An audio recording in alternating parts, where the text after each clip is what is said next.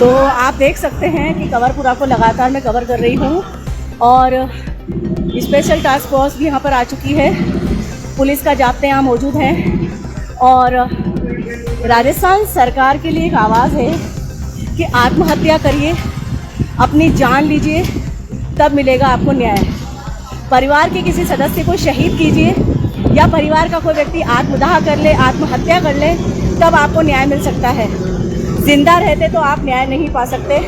ऐसा राजस्थान सरकार के समय में हो रहा है।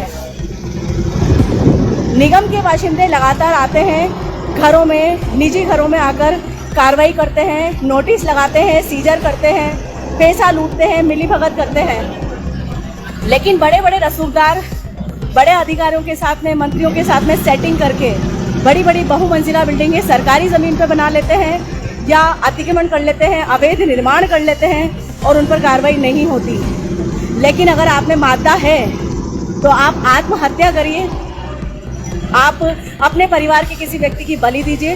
हो सकता है कि बलि देने के बाद में आपको न्याय मिल जाए।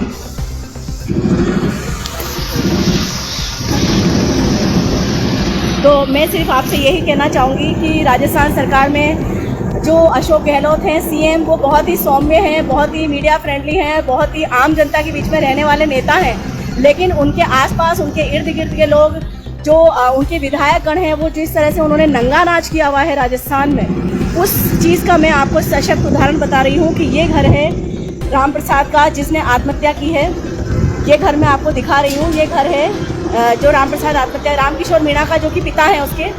इस घर पर लगातार नज़र थी निगम की, लगातार निगम इसके ऊपर कार्रवाई कर रहा है, नोटिस दे रहा है। पट्टा होने के बावजूद, 68 सालों से यहाँ रहने के बावजूद, उसका इस मंदिर पर हक होने के बावजूद उसे यहाँ से निकाला जा रहा था। लेकिन आप इसी के बिल्कुल अड़वा देख सकते हैं कि यहाँ पर आप समझ सकते हैं कि इस वक्त यहाँ पर ये जो बिल्डिंग दिख रही है आपको, ये सरकारी ज़मीन पर यानी कि निगम की ज़मीन पर, और इस ज़मीन पर हवा महल जॉन में जो आती है, इस ज़मीन पर अवैध कब्जा हुआ। रॉयल शेरेटन होटल के मालिक ने इस पर कब्जा किया। जैसा कि यहाँ पर बताया जा रहा है, लगातार सूत्रों के आधार पर भी ज्ञात हुआ है कि मंत्री महोदय महेश जोशी जी का वृद्ध हस्त इसको प्राप्त था और इस वजह से ये बिल्डिंग बनती चली गई। ऐसी स्थिति में जब रामप्रसाद शर्मा ने कोशिश की अपना घर बनाने की, तो उस पर अवैध कब्जा दिखाते हुए, अवैध निर्माण दिखाते हुए और उसके ऊपर कार्रवाई की गई। वो अपनी माँ के साथ में विधायकगण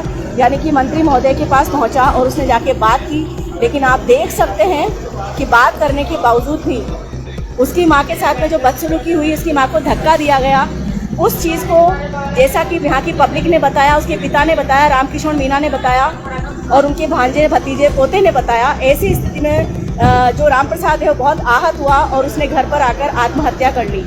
यानी अवैध निर्माण और अतिक्रमणों के लिए अगर आप आवाज़ उठाना चाहते हैं तो आप तैयार रहिए कि अगर आपका घर बन रहा है तो आपको पहले आत्महत्या करनी पड़ेगी, आपको अपनी जान की बाजी लगानी पड़ेगी, तब शायद आपको न्याय मिल जाए। तब भी मैं शायद इसलिए लगा रही हूँ क्योंकि बहुत दबाव के बावजूद यहाँ पर केवल एक जेसीबी आई है। अब देखना ये है कि अधिगम कोचिंग संस्थान की तरह इस बिल्डिंग को धड़-धड़ करके गिरा दिया जाएगा या किसी भी तरह से इस बिल्डिंग के कोने को गिराकर फॉर्मेलिटी पूरी कर दी जाएगी। अभी किरोड़ी लाल मीणा भी यहाँ पहुँच चुके हैं और महेश जोशी जी के भी आने का यहाँ पर था, लेकिन वो अभी इस वक्त यहाँ नहीं आएंगे। ये एक बहुत ही बड़ी बात है कि किस तरह से अवैध निर्माणों और अतिक्रमणों को पाला पोसा जा रहा है राजस्थान में और किस तरह से यहाँ पर लगातार आम जनता परेशान हो रही है। भूमाफिया, बिल्डर्स, ये किस तरह से यहाँ पर कब्जा करके बैठे हैं, ये बहुत सोचने वाली बात है। ये जैसी भी चल रही है आप देख सकते हैं।